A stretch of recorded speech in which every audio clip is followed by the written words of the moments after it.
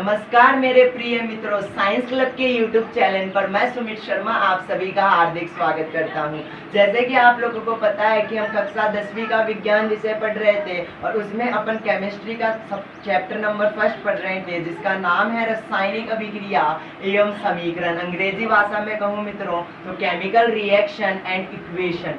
ये उस चैप्टर का भाग 2 है मित्रों। अगर आपने अभी तक भाग 1 नहीं देखा है तो आप हमारी प्लेलिस्ट में जाके सबसे पहले भाग 1 को देखें। तो चलिए मित्रों, भाग 2 रासायनिक अभिक्रिया एवं समीकरण के भाग 2 को अपन शुरू करते हैं।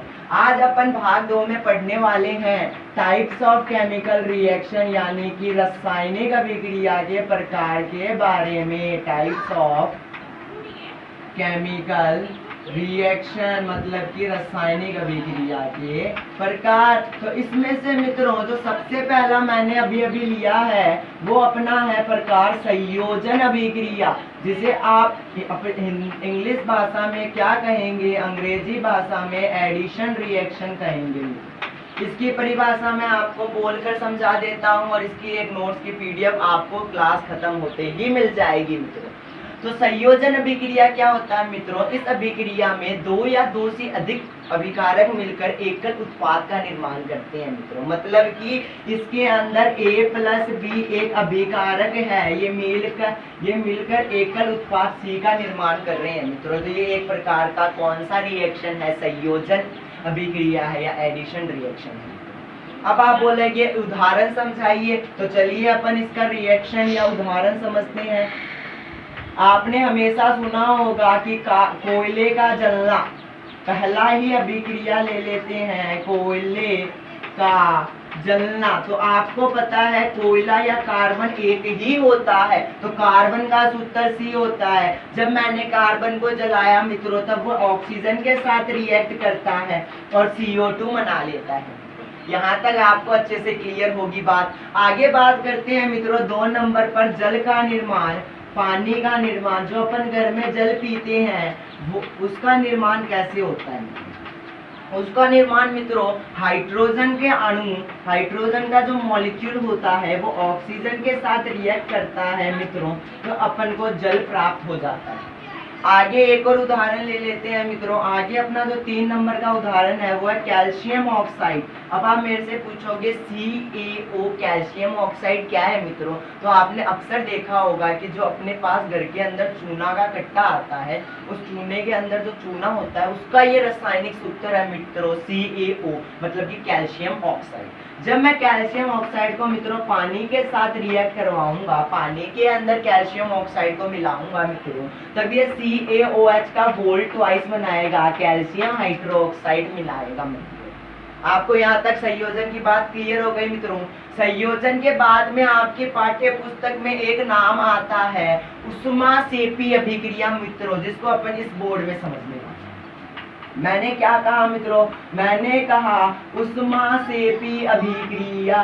संयोजन अभिक्रिया के जस्ट नीचे आपको आपकी बुक में मिलेगी, जिसके बारे में अपन यहाँ पर पढ़ने वाले हैं। ऊष्मासेपी अभिक्रिया जिन अभिक्रियाओं में उत्पाद के निर्माण के साथ साथ ऊष्मा का भी उत्सर्जन होता है। मतलब कि जब किसी रासायनिक अभिक्रिया में प्रोडक्ट बन रहा है मित्रों तब उसके साथ ऊष्मा भी निकलेगी मित्रों। इसको आपको लिखने की जरूरत नहीं है, पीडीएफ आपको मिल जाएगी जैसे मैंने आपको बताया था।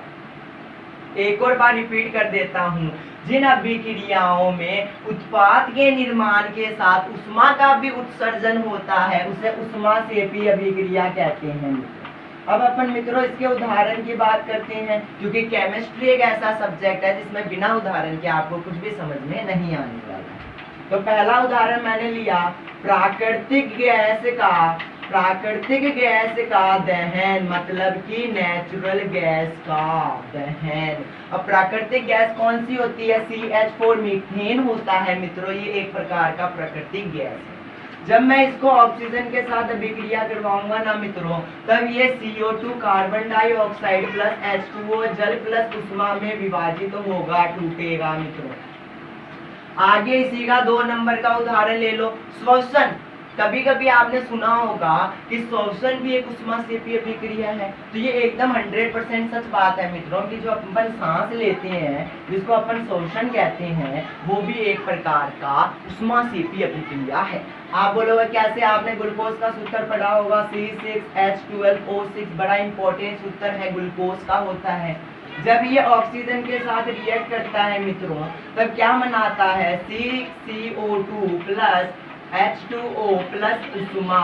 अब आप बोलोगे ये कैसे? ये ऐसे होता है मित्रों जब अपने शरीर के अंदर ग्लूकोज, सूत्र मैंने बता दिया C6H12O6, जब ये ऑक्सीजन जो अपन लेते हैं उसके साथ रिएक्ट करता है तब ये CO2 कार्बन डाइऑक्साइड निकालता है, प्लस में जल प्लस में उष्मा का उत्सर्जन होता है मित्रों। तो इसी तरह मैं इसको मिटाना चाहता हूँ मित्रों।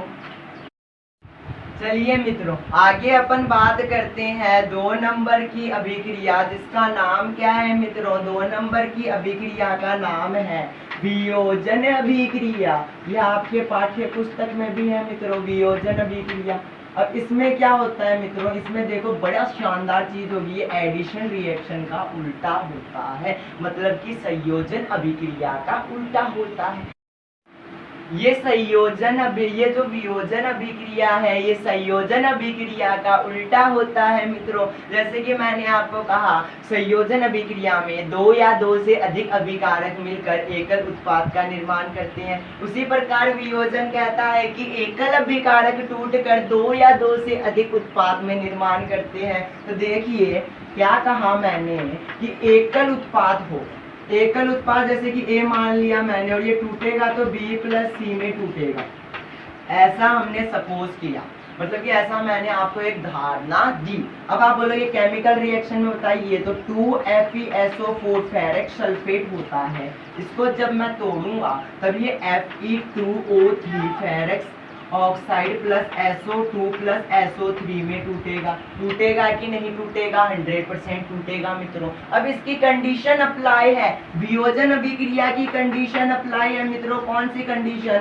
एक तो होगा उष्मीय वियोजन, यानी कि उष्मीय वियोजन क्या होता है मित्रों? उष्मीय वियोजन का मतलब है उष्मा द्वारा किया गया वियोजन, मतलब कि जो अभिक्रिया उष्मा की उपस्थिति में होगी वो कौन सी अभिक्रिया होगी? उष्मा वियोजन होगी।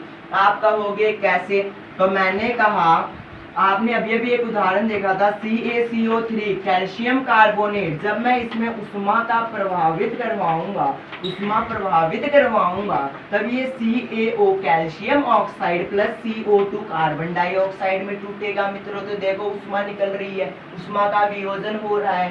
इसकी अगली जो कंडीशन है मित्रों वो कौन सी कंडीशन है? वो कंडीशन है विद्युत वियोजन, मतलब कि एक ऐसी अभिक्रिया जो विद्युत के द्वारा होती है या विद्युत द्वारा प्रभावित करने पर होती है, उस वियोजन को विद्युत वियोजन कहते हैं मित्रों। आप बोलोगे उदाहरण बताइए, जरूर बताएंगे। देखिए अपन यहाँ पर चलते हैं। मैंने लिखा H2O, पानी का रासायनिक सूत्र है, सबको पता है। इसमें मैंने विद्युत धारा प्रभावित करा दी मित्रों, विद्युत धारा प्रभावित करवा दी मित्रों, 100% बात है करवाते ही ये 2H2 प्लस O2 में टूट जाएगा मित्रों, टूट गया मित्रों। तो आपने देखा कि जो ये वियोजन अभिक्रिया है ये 2 प्रकारों में 2 कंडीशनों पर चलती है, एक तो उष्मीय वियोजन, एक है विद्युत वियोजन। अभी एक और वियोजन है मित्रों जो मैं आप लोगों को अभी बता देता हूँ। जो एक और वियोजन अपना बच रहा है मित्रों वो है प्रकाशीय वियोजन मित्रों, प्रकाशीय वियोजन मित्रों। अब आप बोलोगे प्रकाशीय वियोजन क्या? तो आपको नाम से ही पता चल गया, अभी तक अपन ने पढ़ा उष्मीय वियोजन मतलब उष्मा द्वारा होने वाला वियोजन, विद्युत वियोजन मतलब विद्युत द्वारा प्रभावित होने वाला वियोजन। तो प्रकाशीय वियोजन क्या होगा मित्रों? प्रकाशीय वियोजन होगा सूर्य के प्रकाश की उपस्थिति में होने वाला वियोजन। किसकी प्रकाश की उपस्थिति में? सूर्य के प्रकाश की उपस्थिति में होने वाला वियोजन। अब आप बोलोगे उदाहरण बताइए, उदाहरण जरूर बताएंगे। देखिए कि उदाहरण अपन ने लिखा है 2AgCl, silver chloride. Silver chloride के अंदर जब मैंने सूर्य का प्रकाश दिया तब मित्रों ये 2 तरीके से टूटेगा, एक तो टूटेगा 2Ag प्लस एक टूटेगा Cl2 में मित्रों, सही बात है ना, टूट गया।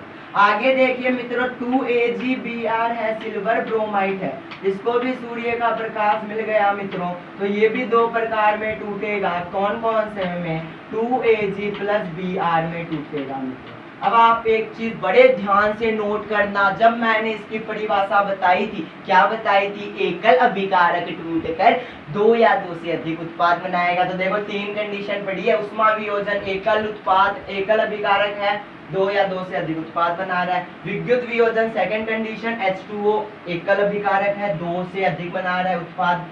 प्रकाशीय वियोजन, इसमें भी एकल अभिकारक है और दो या दो से अधिक उत्पाद बना रहा है मित्रों। तो अब मैं आपके सामने इसको मिटाने की आज्ञा चाहता हूँ। चलिए मित्रों, आगे किसकी बात? वियोजन अभिक्रिया पढ़ ली, उसकी तीन कंडीशन भी पढ़ ली। अब क्या पढ़ेंगे मित्रों? इसी के नीचे एक नाम आएगा, किसका भैया? किसका? उष्माशोषी अभिक्रिया का आएगा मित्रों, उष्माशोषी अभिक्रिया का। अब आप बोलोगे ये उष्माशोषी कौन सी बला है? तो ये कोई बला नहीं है मित्रों, ये एक प्रकार की अभिक्रिया है। मैंने आपको बताया उष्माशोषी से पहले उष्माक्षेपी अभिक्रिया क्या थी? ऐसी अभिक्रिया जिसमें उष्मा का उत्सर्जन होता है, तो इसमें उल्टा होगा। उष्माशोषी कहेगा ऐसी अभिक्रिया जिसमें उष्मा का अंदर होगा, उष्मा निकलेगी नहीं, उष्मा अंदर जाएगी, मतलब कि उष्मा का अवशोषण होगा, वो उष्माशोषी अभिक्रिया होगा मित्रों। इसी तरह मित्रों अपना रासायनिक अभिक्रिया एवं समीकरण का भाग 2 यहाँ पर मैं समाप्त करना चाहता हूँ। इससे पहले आप मेरा 3 काम करेंगे। सबसे पहला काम, अब तक अगर आपने हमारे चैनल को सब्सक्राइब नहीं किया है तो आपको नीचे एक सब्सक्राइब का बटन दिख रहा है, उसके ऊपर दबाएंगे, फिर जो एक घंटा दिखेगा उस घंटे को दबाएंगे और ऑल नोटिफिकेशन पर क्लिक करेंगे, जिससे आपको हमारे आने वाले सारे वीडियो की नोटिफिकेशन हमेशा पहले मिलेगी। तीसरी बात मित्रों, आप जरूर से जरूर बताना कि मेरे को आपको मेरे पढ़ाने का तरीका कैसा लगा। और अब लास्ट में मैं ये कहना चाहूँगा मित्रों कि बहुत बहुत धन्यवाद कि आपने लास्ट टाइम तक मेरे को सुना। धन्यवाद मित्रों।